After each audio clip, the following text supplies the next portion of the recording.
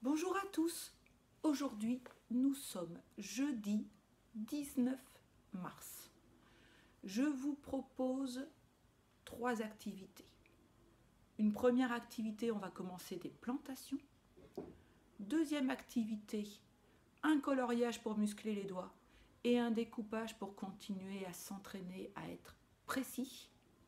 Et ensuite, du modelage, on fera de la pâte à sel pour essayer de faire une tortue. Mais ça sera plus tard. Mais avant de commencer, je veux féliciter tous les élèves qui ont réussi à travailler et aussi féliciter les parents qui les ont aidés à se mettre au travail. Donc je félicite chez les petits Wassim qui m'a envoyé ses tortues et c'est du très beau travail de petits. Je félicite chez les moyens Shiraz, Elma et Isaac, le petit frère de Mariam, qui a aussi fait le travail des tortues et aussi la construction du pont. Et chez les grands, je voudrais féliciter Mariam, Zeynep, je n'ai pas vu ton travail, mais je sais que tu l'as fait, Kéliane, qui a pris beaucoup de temps et de patience pour bien colorier et découper la tortue, et Elio, qui a fait le travail aussi des tortues et qui profite d'être enfermé à la maison pour s'entraîner à lire. C'est parti. Première activité. On prépare des plantations. Ça va être bientôt le printemps. On va essayer de faire pousser des graines. Alors, c'est pas facile de faire pousser des graines quand on est tous enfermés à la maison. Et c'est là, je vais avoir besoin de l'aide des parents. Il va falloir que vous alliez voir papa ou maman pour leur dire qu'est-ce qu'on pourra avoir comme graines dans la maison. Et des graines, on en a dans la cuisine. Alors, je le dis pour les parents, là c'est l'occasion de discuter avec vos enfants de qu'est-ce qu'on peut planter, qu'est-ce qui est une graine, qu'est-ce qui n'est pas une graine. Et ce n'est pas si facile. Voilà ce que moi j'ai trouvé dans ma cuisine. J'ai trouvé une boîte de lentilles. Les lentilles, ce sont des graines, on peut les faire pousser, germer et pousser. J'ai trouvé un paquet de céréales et dedans, il y avait des choses qui étaient des graines et des choses qui n'en étaient pas. Il y avait des grains de riz et les grains de riz, en fait, on ne peut pas facilement les faire pousser. Mais j'ai trouvé des grains de blé et des grains d'orge aussi à l'intérieur. Alors, il faut regarder avec papa, maman. Je le dis tout de suite.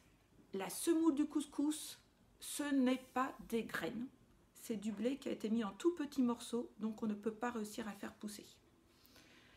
Par contre, peut-être que vous allez trouver des pois chiches. Les pois chiches, ce sont des graines, on peut essayer de les faire germer.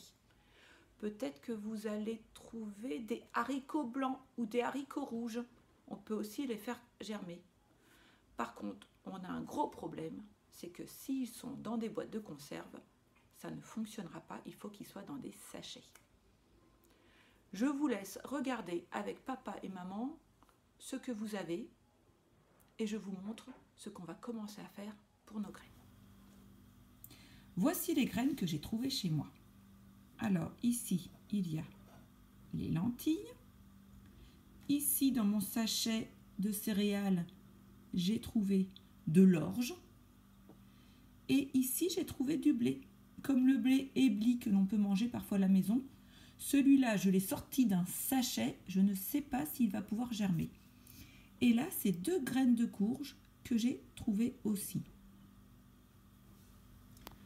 Alors aujourd'hui, nous allons simplement mettre nos graines à tremper dans de l'eau pour les ramollir. Demain, elles seront plus prêtes pour germer. J'ai 4 petits pots.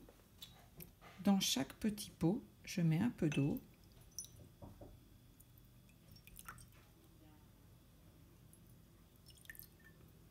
Vous pouvez bien dire à vos parents que vous êtes capable de verser l'eau tout seul. On s'est bien entraîné en classe. Et maintenant, je vais mettre l'orge dans le premier. les lentilles numéro 2,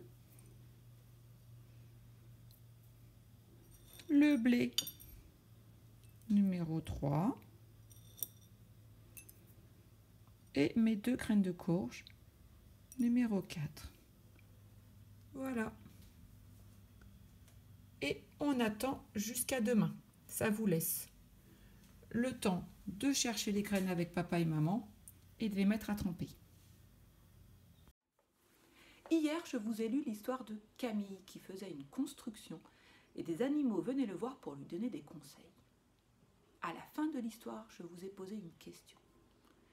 Quels sont dans l'histoire les 3 animaux qui pondent des œufs? Il y avait 2 oiseaux dans les animaux et tous les oiseaux pondent des œufs. Il y avait la poule et l'autruche. La poule, vous connaissez ses œufs, c'est les œufs qu'on utilise dans la cuisine. Elle fait des œufs comme ça. Et l'autruche, elle fait des œufs grands comme ça. C'est un très très gros oiseau, le plus gros des oiseaux, qui fait des très gros œufs. Et il y avait aussi un 3e animal qui fait des œufs. Est-ce que vous l'avez trouvé? C'est le serpent. Le serpent aussi fait un nid et pond des œufs.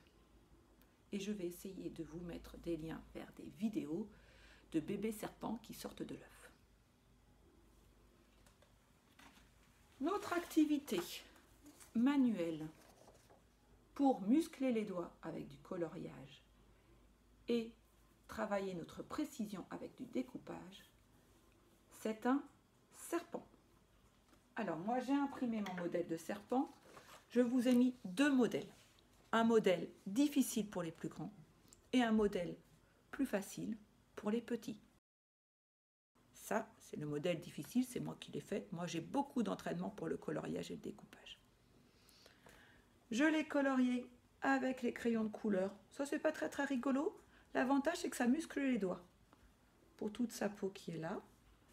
Et j'ai utilisé mes feutres pour faire les écailles. Et les grands, vous verrez, j'ai respecté toujours le même ordre de couleurs. Bleu, jaune, rouge, vert, rose. Bleu, jaune, rouge, vert, rose. Je vous laisse donc tranquillement demander à vos parents d'imprimer et puis colorier. Ensuite, il est temps de passer au découpage. Comme pour la tortue, d'abord, je découpe tranquillement en bas. Vous voyez, il y a toujours ma main de ciseaux qui ne bouge pas et je fais tourner la feuille.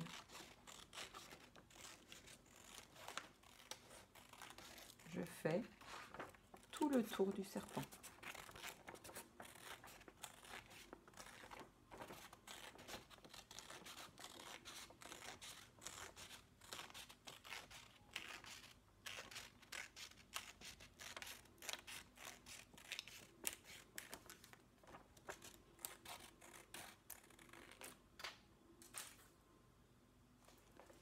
Voilà mon serpent découpé tout en rond. Maintenant, il va falloir que je découpe en suivant le gros trait noir le long des écailles. Je vais découper une spirale de sa queue jusqu'à sa tête. Je reprends mes ciseaux, toujours 3 doigts comme si on avait le pistolet. Et c'est parti.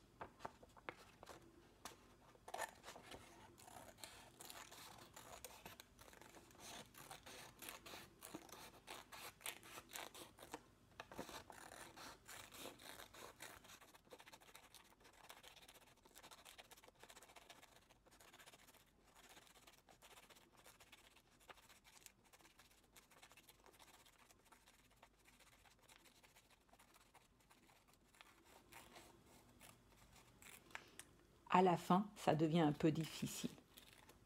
Pour la tête, les plus jeunes, si vous avez besoin, vous pouvez demander un tout petit peu d'aide à ce moment-là. Et puis si on fait des erreurs, on va chercher un bout de scotch pour réparer et recommencer. Attention, ne pas lui couper la tête. Voilà. J'ai fini mon découpage de serpent. Et c'est tout joli, regardez.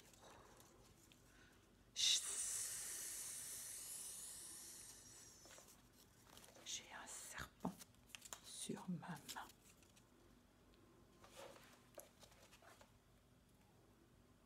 Bien entendu, j'attends les photos de vos serpents. Si vous faites des photos où on voit juste le serpent, je peux la mettre sur la chaîne YouTube, mais surtout faites aussi des photos où on voit vos visages. Dans ces cas-là, je les mets sur Classroom. Et je crois que c'est important qu'on voit les visages les uns des autres. Moi, ça me fait plaisir de vous voir.